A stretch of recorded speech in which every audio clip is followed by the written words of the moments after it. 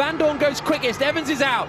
Evans won't be going through to the duels. Here comes Jake Dennis, nor will he. It's 6th place for Jake Dennis, and there's no one else really lighting up the timing screens. Pascal Wehrlein in 4th place is on a reasonable run, and he does go to the top.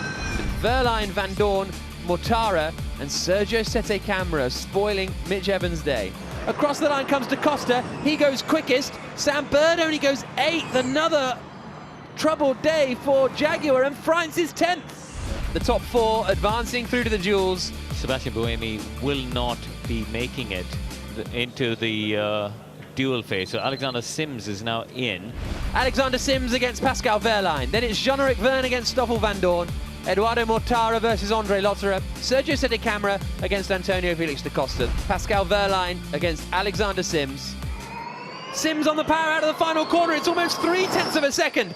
This is a stellar performance from Alexander Sims to come across the line. He sets the benchmark of a 1:05.939. Is Wehrlein going to be able to beat it? Or is the Porsche at their home race going to be knocked out in the quarterfinals? They're out. Sims is through. Jean-Eric Verne against Stoffel Vandoorne. Verne does a 1:05.893. Vandoorne surely is not going to be able to match it. It's up to 0.4 of a second now. This is going to be a tough day for Mercedes EQ in qualifying. The championship leader heads towards the line and is knocked out in the quarterfinals. Jean-Eric Verne is through. Eduardo Mortara against Andre Lotterer. Here comes Mortara across the line now, and Mortara is ahead. Lotterer is behind, but only by less than 1/10 of a second. This one's going to be incredibly tight. Lotterer drives towards the line. Who's going to be advancing through to the semi-finals? Oh, it's Mortara by 8 thousandths. Sergio Sette Camara up against Antonio Felix da Costa, out across the line, and Antonio Felix da Costa will be up against Andre Lotterer in the semi-finals. So Alexander Sims in his first appearance in the duels up against Jean-Eric Verne, and then da Costa and Mortara. Alexander Sims up against Jean-Eric Verne. Oh, but he's wide! Ooh, he's very wide there. That's going to be interesting to see when we get to the first sector time, and he's clouded that inside curb as well. And Verne has brought the gap down to under 1/10 of a second. Sims out towards the line, sets the benchmark time of a 1:06.0. Verne is catching though. We're on board with the Frenchman. Out of the final corner at turn 10. To the line. Who's through to the final? It's an identical time. It's an identical time to the nearest thousandth of a second. I believe it is going to be Sims that goes through because he was the first to come across the line. That's official from race control. Those are the rules. Let's focus now on semi-final 2, Da Costa versus Mortara. Now it's down to 0.05 of a second.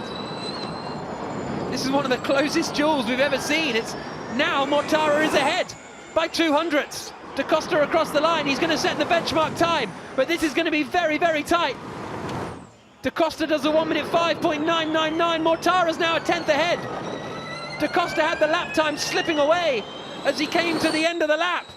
Can Mortara get through to the final?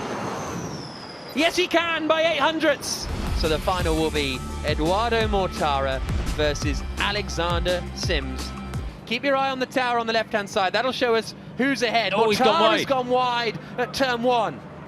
He's gone really deep there. He got nearly onto the marbles, but really had to slow the car down to bring it back into that second apex. So I'll be interested to see as the sector times unfold. Sims has done a good first sector, 22.85. Mortara, 22.97. So he's over a 10th down. This is a big lap here for Alexander Sims into turn 9. He gets through the second sector, a 20.5. That is a good middle sector for Alexander Sims. Mortara now coming through 7 and 8. Down towards the hairpin at turn 9, and he's catching, he's closing the gap a little bit here, Eduardo Mortara. There's still more than 1/10 of a second in it. Alexander Sims comes across the line. He sets the benchmark of a 1:06.230. Mortara's closing the gap. It's just 1/10 of a second as he comes out of the final corner at turn 10. Is Mortara going to have enough to take his first Formula E pole position?